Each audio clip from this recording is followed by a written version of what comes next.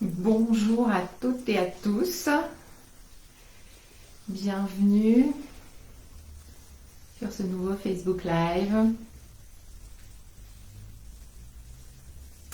Je suis ravie de vous retrouver. Je vais vous laisser vous connecter tranquillement quand vous arriviez. Aujourd'hui, je suis à l'heure, 12h30.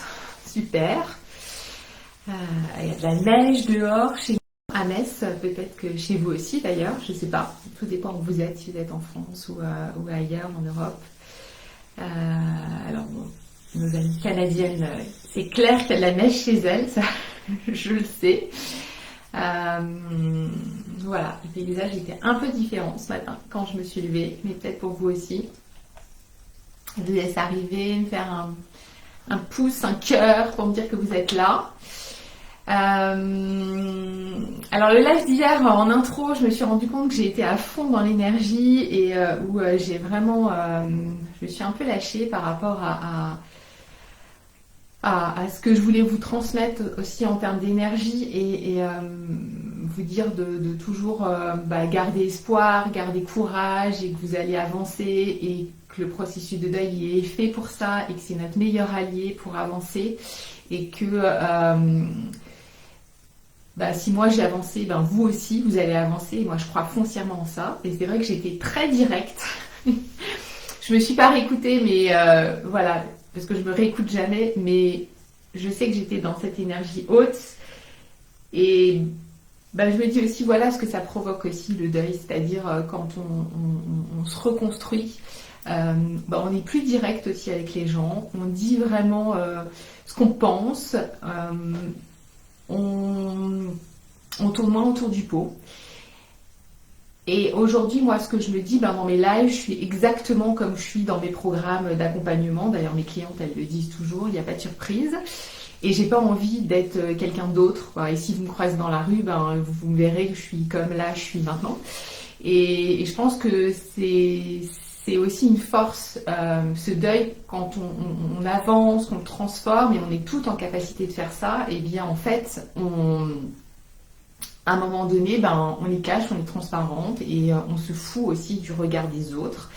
Moi, je sais très bien que je ne peux pas correspondre à toutes les femmes qui me suivent, et c'est ok, et c'est très facile, vous vous désabonnez, et vous êtes désabonné de ma newsletter, de Facebook, et vous ne me voyez plus. Mais voilà, moi j'ai envie aussi d'être moi et c'est souvent je dis c'est beaucoup plus facile en fait d'être soi parce que ça demande énormément d'efforts de vouloir rentrer dans un cadre, dans une boîte. Et en France, on est très comme ça. Il faudrait toujours correspondre à ce que les autres attendent de nous, à ce que voilà une sophrologue ça doit être comme ça, un accompagnant du deuil ça doit être comme ça et ceci et cela. C'est bien aussi de regarder en dehors de la boîte et de sortir de la boîte. Et moi j'ai vraiment décidé ça. Donc peut-être qu'il y a des gens à qui ça convient pas, c'est ok. Mais je sais qu'il y a d'autres à qui ça convient et je vais pas faire autrement. Et je continue comme ça. Donc je ne regrette absolument pas tout ce que j'ai dit hier en début de live. Et pour ceux qui l'ont pas vu, vous irez voir si ça vous intéresse ou pas. Donc c'était important que je le dise aujourd'hui. J'avais envie de vous dire ça en intro. Et d'ailleurs à ce sujet, on va faire un live avec Charlotte Sagorin-Collet vendredi prochain. Mais je vous partagerai l'info sur ma page. Charlotte, elle est psychanalyste, elle a perdu son conjoint dans un accident de scooter il y a 4 ans. Elle a accepté d'écrire ma préface de mon livre. Si vous avez lu mon livre, vous avez certainement lu sa préface. Elle a accepté hyper spontanément, c'est-à-dire que je la suivais sur Instagram et elle a fait une interview sur Instagram avec Sarah Dumont qui est journaliste et qui a une page qui s'appelle Happy End que je vous recommande. Et je sais pas, dans l'énergie, la façon qu'elle avait parlé, elle était très spontanée et il y avait quelque chose de lumineux qui se dégageait d'elle. Et je me suis dit, j'ai envie que ce soit elle qui écrive ma préface. Alors il y a eu des épisodes avant, parce que j'avais écrit à Christophe Fauré, qui m'a répondu, par mail, qui m'a répondu, mais qui m'a dit que, il écrivait plus de préface actuellement, qu'il était très occupé, mais qu'il me souhaitait le meilleur. Donc j'étais déjà très contente qu'il me réponde, Christophe. Et après, je me suis dit, si Christophe Fauré ne fait pas la préface de mon livre, il n'y aura pas de préface. Et puis, l'univers m'a envoyé Charlotte. Et elle me connaissait pas, on s'est écrit sur Instagram, je lui ai dit que j'écrivais un livre, je lui ai partagé mon histoire, tout mon parcours, et elle m'a dit banco, on y va, et on s'est appelé quelques semaines après. Et elle m'a envoyé un texte pour ma préface, je lui ai envoyé bien sûr mon manuscrit. Et on s'est vu seulement au mois de septembre quand le livre est sorti. Donc j'avais vraiment envie. Alors elle a intervenu il n'y a pas très longtemps, là, la semaine dernière, dans mon groupe des Yellow Women, dans mon programme. Ça a été 1h30 assez incroyable avec elle, hyper chouette. Et je trouve que c'est une femme hyper inspirante et j'avais vraiment envie de vous la présenter. Donc elle fera un live avec moi vendredi prochain et on parlera justement de la résilience. Et elle a une façon d'aborder les choses aussi voilà, avec d'autres mots que moi et ça peut vous aider aussi beaucoup, je pense. Donc je serai ravie de vous la présenter vendredi prochain. Alors, qui est-ce qui est là? Qui est-ce qui est présent? Alors, fidèle le club qui mon club de supportrices, merci. Donc, bonjour Maria, bonjour Christine, bonjour Catherine, bonjour Martine. Oh, il y a mon livre qui vient de tomber. Bonjour Isabelle, bonjour Nanou, bonjour Ad, bonjour Anne-Marie. Anne-Marie, j'ai bien aimé son coup de gueule. J'ai écouté hier soir à minuit. Je suis en souffrance et de se faire accompagner, pour moi, c'est avancer, prenant conscience de mes difficultés au lieu de me laisser couler. Ben ouais, c'est même si c'est pas facile et j'entends Anne-Marie, puis on va se voir bientôt là dans le groupe et tout. Donc je suis aussi contente que tu nous aies rejoints et je suis persuadée que ça va t'aider. Voilà, au fur et à mesure, effectivement, il y a plein de prises de conscience qui arrivent dans le programme et puis ça chemine et voilà. Et moi, je te fais entièrement confiance. Je sais que tu vas aussi avancer et que tu vas pouvoir aussi aider ta fille. Je pense à elle très fort aussi aujourd'hui. Coucou Virginie, c'est chouette. Bonjour Lydia, il y a plein de monde qui arrive. Super. Je suis ravie, merci d'être là. Ça me fait chaud au cœur de ne pas parler toute seule à mon ordi.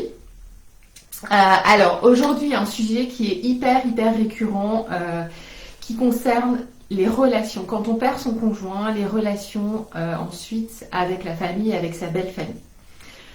Donc bien sûr il y a des cas de figure très différents et je veux pas du tout généraliser. Voilà, je vais parler un peu de moi, ce que je rencontre dans les programmes auprès des femmes qui me partagent leur expérience, leurs témoignages.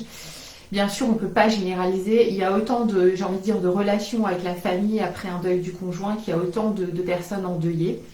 Mais peut-être que dans ce que je vais partager, ça va aussi vous éclairer et vous donner un peu aussi, toujours comme d'habitude, du contenu de qualité, des pistes pour continuer à cheminer et à avancer et à mettre des choses en place. La première chose que je voudrais dire, c'est que en fait, ce que je constate, il y a deux choses que je constate auprès des femmes que j'accompagne et ce que moi-même j'ai vécu, que ce soit pour la famille ou la belle famille, soit il y a un rapprochement, donc les liens se resserrent et la famille se soude, soit il y a des liens qui se distendent en fait, il y a un éloignement des personnes, il peut y avoir des conflits, il peut y avoir des clashs. Donc ça c'est deux cas de figure et en même temps c'est pas tout noir tout blanc, même dans les cas où effectivement il y a un rapprochement où peut-être que votre famille vous entoure, peut-être vos parents, peut-être vos frères, vos sœurs, les cousins, les cousines, vos enfants, eh bien il peut y avoir aussi des moments un petit peu tendus, un petit peu crispés. Je pense notamment au fait que un deuil ça amène une crise identitaire, ça je vous l'ai dit et je vous le redis, personnelle, mais c'est aussi une crise d'une famille. Donc forcément, il peut y avoir des moments tendus, il peut y avoir des phrases qui sortent un petit peu vite, qui sont jamais malveillantes, mais qui sont maladroites en fait, parce que tout le monde vit cette crise. Donc on vit tous en fait un processus de deuil. Donc que vous ayez perdu votre conjoint, que peut-être votre mère ait perdu son gendre, que votre belle-mère ait perdu son fils, que votre beau-frère ait perdu son frère. Toutes ces personnes qui sont dans la famille vivent un deuil et vivent un processus de deuil. Le point commun des personnes de votre famille, que ce soit la belle famille ou la famille, tout le monde est embarqué dans ce processus de deuil. Alors bien sûr, les choses sont vécues différemment puisque les relations étaient différentes. Les relations étaient différentes, l'intensité du coup des émotions peut être différente. Mais il faut avoir vraiment en tête que tout le monde vit ce processus de deuil. Ça, c'est le point commun. Et qu'il n'y a pas du tout de hiérarchie. Je le dis souvent aussi, mais je le répète, il n'y a pas de hiérarchie dans la souffrance en fait du deuil. En ce moment, j'accompagne une dame qui a 4 mois de deuil. Elle a perdu son conjoint et elle me disait ma belle-mère est très centrée sur elle et elle me dit moi j'ai perdu un fils, c'est beaucoup plus difficile que toi qui as perdu ton conjoint. Donc ça c'est vraiment une phrase d'une personne qui est très en souffrance et que j'entends complètement. Mais en fait, il n'y a pas de hiérarchie. On n'est pas là pour faire un concours, je l'ai déjà dit hier, mais je le redis. En fait, cette dame, elle a perdu son fils et c'est violent. Et c'est vrai qu'on entend beaucoup dire, eh bien, la chose la plus terrible dans la vie, c'est de perdre un enfant. Et oui, c'est terrible, oui, c'est violent, oui, c'est injuste. Et j'ai envie de dire, c'est pas dans l'ordre des choses, c'est clair. Mais en fait, elle n'est pas en concurrence. Ce qu'il faut qu'elle comprenne, et bon, je ne sais pas si elle l'entendra, mais en tout cas, elle n'est pas en concurrence avec sa belle-fille qui a perdu son fils. Parce que sa belle-fille, elle a aussi perdu son conjoint. Et elle vit aussi un processus de deuil. Et c'est aussi violent. Donc, il n'y a pas de hiérarchie. C'est pas, moi, je souffre plus parce que j'ai perdu mon fils, et toi, ma belle-fille, t'as juste, entre guillemets, perdu ton conjoint. Ben non, c'est pas ça du tout. C'est le processus de deuil, il est le même. On va vivre les choses différemment parce que la relation était différente, mais le processus de deuil est le même. Et ça, c'est important que vous le sachiez. Et que du coup, des fois, j'entends, oui, je comprends, elle a perdu son fils, moi, je me tais, moi, il faut que je rabaisse ma douleur, il faut que, limite, mon deuil, il n'est pas reconnu. Non, c'est pas comme ça que ça se joue, en fait. Donc c'est important de savoir que dans une famille, tout le monde vit ce processus de deuil. Quand la famille, elle se rapproche, c'est super parce que ce soit la famille ou la belle famille, j'ai envie de dire, vous avez un entourage hyper soutenant et c'est ok. Mais parfois, ce qui peut se passer, c'est qu'on peut sentir, et il y a beaucoup de mes clientes qui le partagent, elles me disent, ma famille, elle est super, ma belle famille aussi. Ils sont hyper proches, ils m'appellent tous les jours, ils passent me voir, ils prennent en charge les enfants, ils partagent, ils m'aident dans les choses matérielles, faire les courses, le jardin, etc. Mais là, en ce moment, waouh, je me sens envahie et j'ose pas leur dire. Et j'ose pas leur dire, et je sens tout doucement aussi que peut-être ma mère ou ma belle-mère, c'est limite si elle prend pas ma place et je me sens peut-être infantilisée. Donc ça, c'est des choses aussi qui arrivent régulièrement. Alors c'est normal en fait dans les premiers temps que peut-être une grand-mère, elle s'occupe beaucoup plus des enfants et parce que vous êtes complètement dans les choux et à la ramasse et que c'est compliqué de s'occuper des enfants. Et c'est normal. Et on peut même avoir l'impression qu'on ait juste envie de mourir et que les enfants, ça c'est aussi un sujet tabou, mais les premiers mois on peut se dire j'ai pas envie de m'occuper des enfants et c'est ok aussi. Et cette grand-mère ou cette belle-mère, elle va peut-être un temps prendre la place parce que les places dans la famille elles bougent. Mais par exemple j'ai une cliente que j'ai accompagnée pendant plusieurs mois, Aurélie, qui me disait mais moi en ce moment j'ai 2 ans de deuil et ma mère elle me parle, elle avait 3 enfants comme si j'étais dans la fratrie, comme si j'étais le 4e enfant. Et je supporte plus ça. Et on va au clash parce que je ne supporte plus ça. Donc ça, c'est entendable aussi. Et vous pouvez très bien dire aussi à votre mère ou à votre belle-mère, ok, vous vous êtes occupé des enfants. Mais en fait, aujourd'hui, je suis en mesure de m'occuper des enfants. Je reprends ma place. Je suis toujours la mère des enfants. Et je vous remercie beaucoup de vous être occupé des enfants. Mais moi, je suis toujours une adulte. Je ne suis pas une ado de 15 ans. Mon conjoint n'est plus là, mon conjoint est décédé, mais moi je suis en mesure de m'occuper de l'éducation de mes enfants et c'est mon rôle. Et on va chacune reprendre notre place, vous de mamie, de grand-mère et moi de maman. Et ça c'est important de le dire calmement, en toute bienveillance, mais pouvoir leur le dire. Alors bien sûr ça grince un peu. Bien sûr, il y a des personnes qui ne sont pas en mesure de l'entendre, mais c'est déjà important de le dire pour vous, que vous avez votre place. Donc ça, c'est par rapport aux places quand dans la famille, à l'entourage, on peut un peu se sentir comme ça envahi.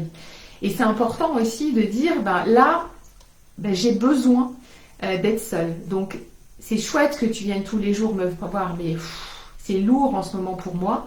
J'ai besoin de temps de solitude. J'ai besoin de savoir que vous êtes là, de m'entourer, mais j'ai aussi besoin de temps où je vais être toute seule. Oui, peut-être que je vais pleurer dans mon canapé, que je vais être pliée en deux, que je vais sentir ce vide énorme, mais c'est important de l'accueillir, ce vide-là. Il va tranquillement s'apaiser à son rythme, mais voilà, tu vas juste me faire un texto, je te répondrai oui, ok, ça va, ou ça, même si ça va pas d'ailleurs. Mais en fait, là, pendant 3 jours, peut-être ce week-end, j'ai besoin d'être toute seule. J'ai besoin d'être toute seule avec mes enfants, ou j'ai besoin peut-être que tu prennes les enfants et que je sois toute seule chez moi. Et fais-moi confiance. Fais-moi confiance, j'ai besoin de ce temps-là. Donc ça, c'est important. En fait, quand on perd un conjoint, je pense qu'avec notre famille et notre belle famille, on doit aussi un peu faire de la pédagogie du deuil et on doit exprimer nos propres besoins. Et c'est ça que ça veut dire, en tout cas quand je dis prendre soin de soi. Prendre soin de soi, c'est aussi dire j'ai besoin de ça et me recentrer sur mes besoins. Donc ça, c'est vraiment dans les situations où effectivement la famille, elle entoure, elle est là. Et puis il y a les situations où peut-être votre famille, elle vous entoure, mais peut-être que ça clash avec la belle famille. Donc à nouveau, il faut vraiment avoir en tête que votre belle famille aussi, elle est entrée dans un processus de deuil. Elle est aussi en souffrance, elle est aussi en difficulté. Il y a des enjeux qui se passent. Parfois, il y a des conflits, parfois financiers. Il y a des enjeux, parfois, si votre conjoint avec une entreprise travaille avec son frère, je ne sais pas. Enfin, il y a plein de situations comme ça qui font qu'il peut y avoir des conflits. C'est une réalité. Mais c'est pareil, avec la belle famille, c'est important aussi de pouvoir vous partager vos besoins et de savoir qu'en face, ils sont aussi dans un processus de deuil. Donc ils ne vont pas pouvoir toujours entendre votre souffrance parce que leur souffrance les submerge aussi, eux aussi, complètement. Donc il n'y a pas, moi j'ai pas de recette miracle par rapport à la belle famille ou même par rapport à la famille, mais c'est important de savoir qu'ils sont aussi dans ce processus de deuil, qu'ils vont cheminer, qu'ils vont avancer. Oser partager les besoins et de savoir qu'en face de nous, on a des êtres humains. Et tout le monde n'est pas équipé pour vivre son deuil et en plus accueillir le deuil des autres. C'est difficile, quoi. Surtout les premiers mois. Vous pouvez pas prendre en charge en fait la douleur émotionnelle des autres. Et eux, ils sont peut-être pas non plus en mesure de prendre en charge votre douleur émotionnelle. Donc chacun doit gérer sa propre douleur, sa propre charge émotionnelle. Peut-être se faire accompagner, chacun, peut-être faire son chemin, peut-être qu'il y a des gens, peut-être que votre mère, votre père, votre belle-mère refuse de se faire accompagner, c'est ok, ça lui appartient. C'est vraiment son propre chemin. Et c'est pas être égoïste que se dire à un moment donné, moi je peux pas porter la douleur de l'autre, je gère déjà ma douleur, j'essaye d'accompagner mes enfants.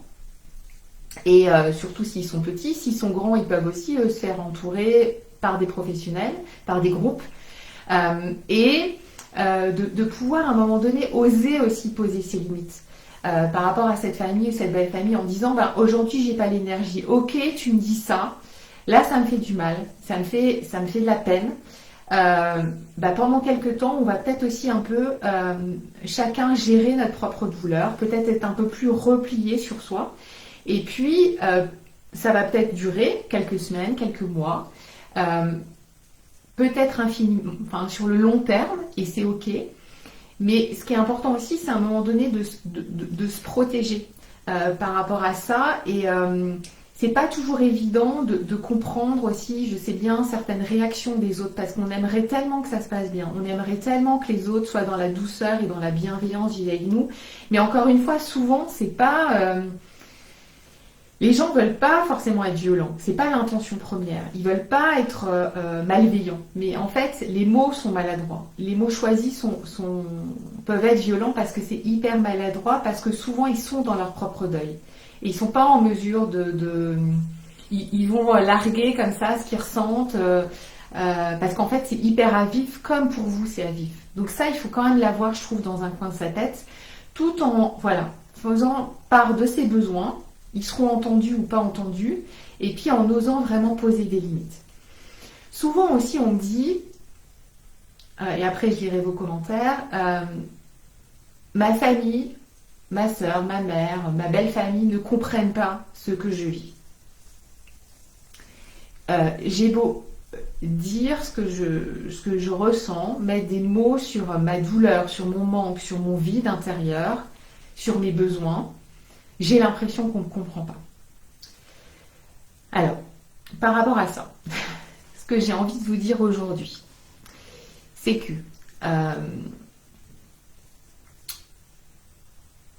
souvent,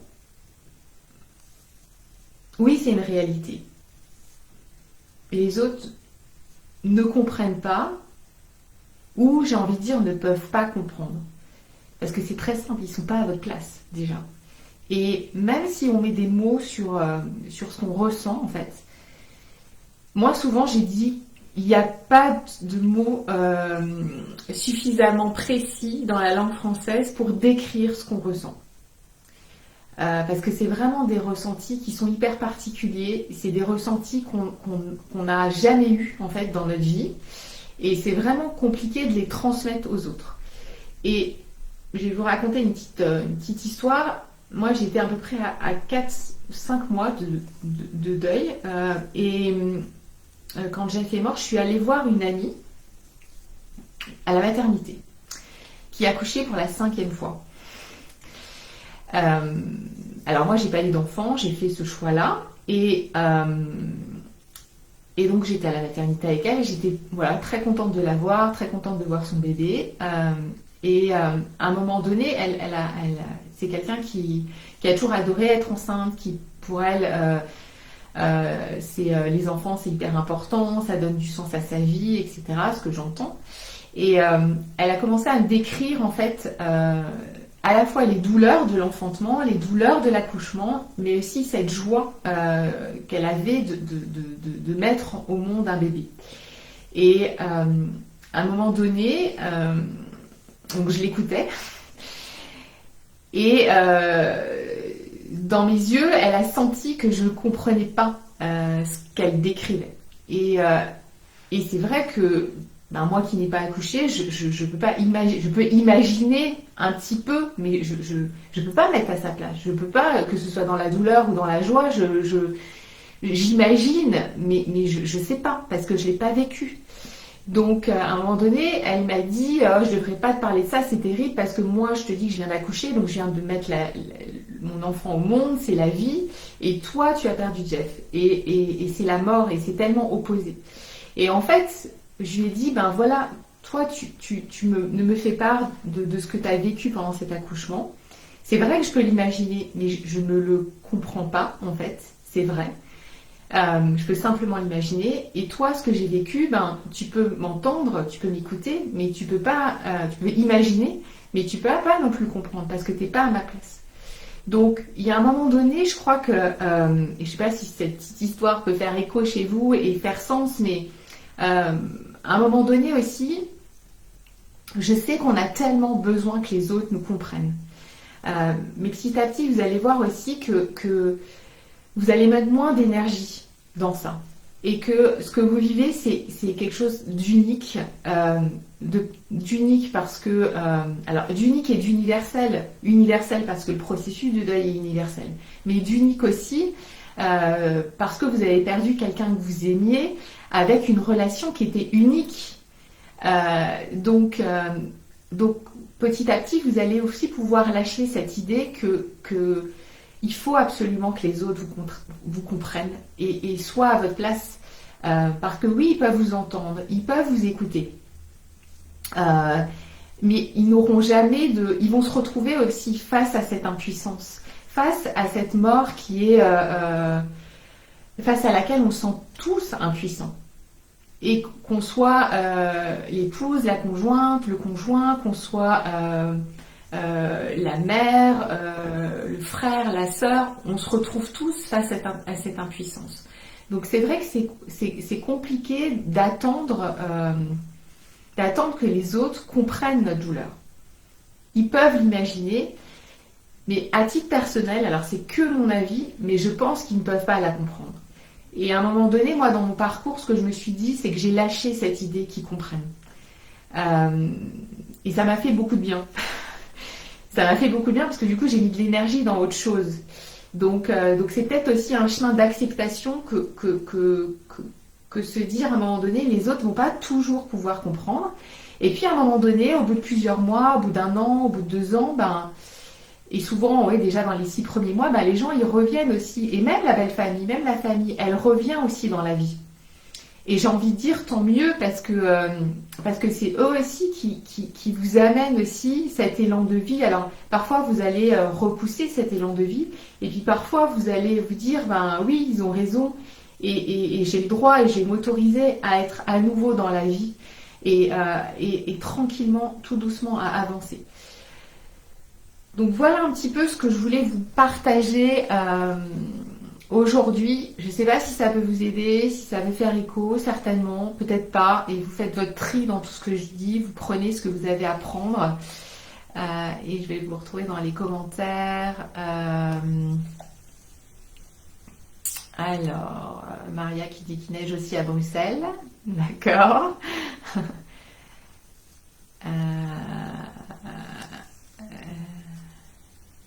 Nanou, ça m'a fait beaucoup rire cette énergie. Alors, à mon avis, c'est par rapport au live d'hier. Merci Nanou.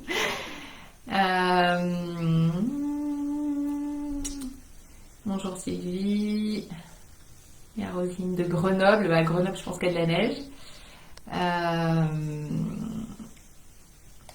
Lydia, c'est tout à fait ça. Donc je sens que ça fait écho. Brigitte, ben merci d'être là.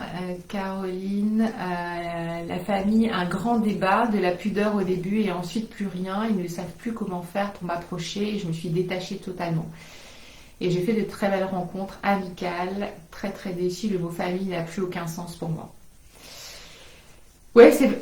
Alors, moi ce que j'ai envie juste de vous dire, Caroline, c'est que c'est vrai que...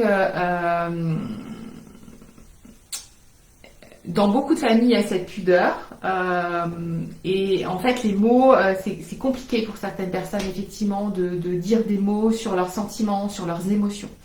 Je le vois, moi, dans plein de femmes que j'accompagne ou dans les familles, bah, effectivement, on dit pas facilement ce qu'on ressent, on cache ses émotions, on veut être un petit peu lisse. Et nous, c'est vrai, ce qu'on attend quand on traverse un deuil, c'est que comme on est vraiment très connecté à l'essence de la vie, on a envie de mettre des mots sur ses émotions, on a envie de... Il y a beaucoup de familles où on se dit pas je t'aime, moi je sais que je suis dans une famille où on se dit pas je t'aime, et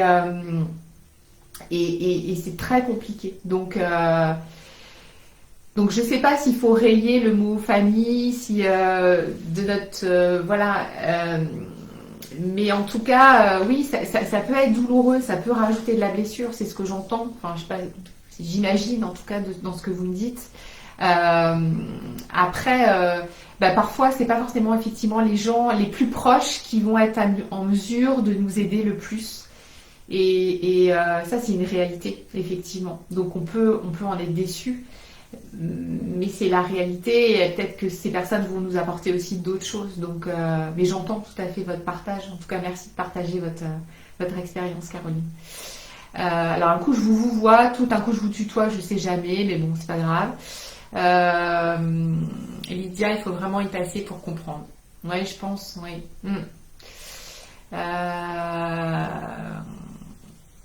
Fatima, bonjour. Souvent on évite de mettre des mots sur notre douleur pour ne pas inquiéter nos proches. Oui, c'est vrai qu'on peut aussi...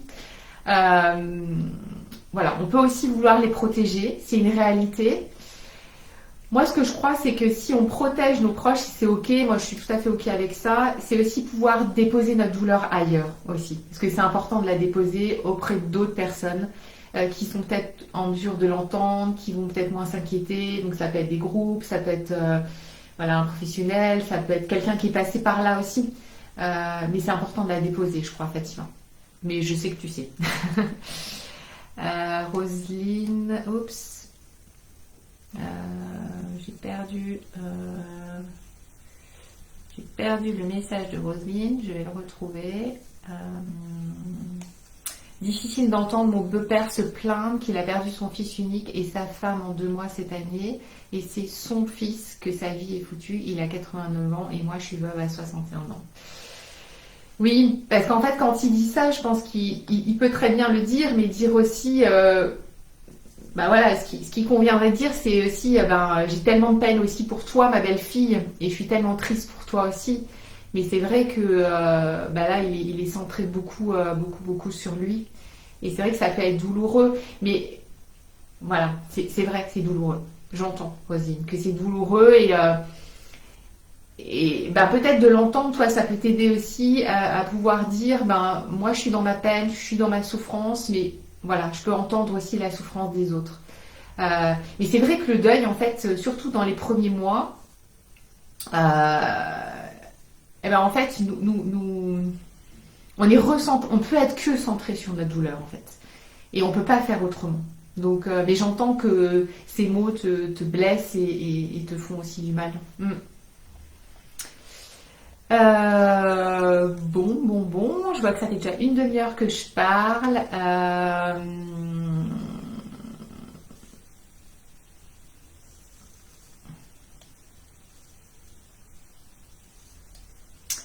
Lydia, je commence à comprendre seulement maintenant que mes amis ne peuvent pas se mettre à ma place et je commence à apprécier leur coup de téléphone. Ouais, parce qu'on chemine, parce qu'on avance. Le deuil, c'est pas un état linéaire. On peut l'en vouloir beaucoup les premiers temps et même plus tard. Et il y a des allers-retours, etc. Donc j'entends ça, quoi. Ouais, vraiment. Sabrina, bonjour. C'est difficile de dire aux gens. Que parfois on n'a pas envie de les voir parce que souvent c'est mal compris.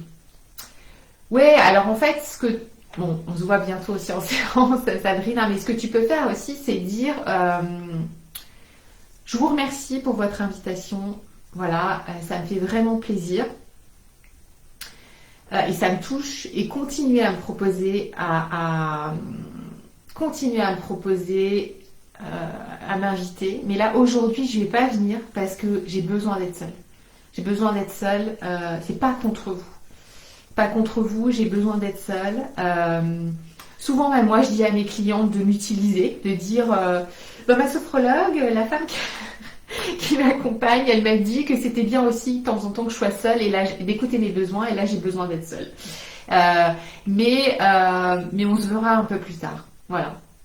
Ça peut être ça en fait. Ça peut être ça que vous pouvez dire à votre entourage.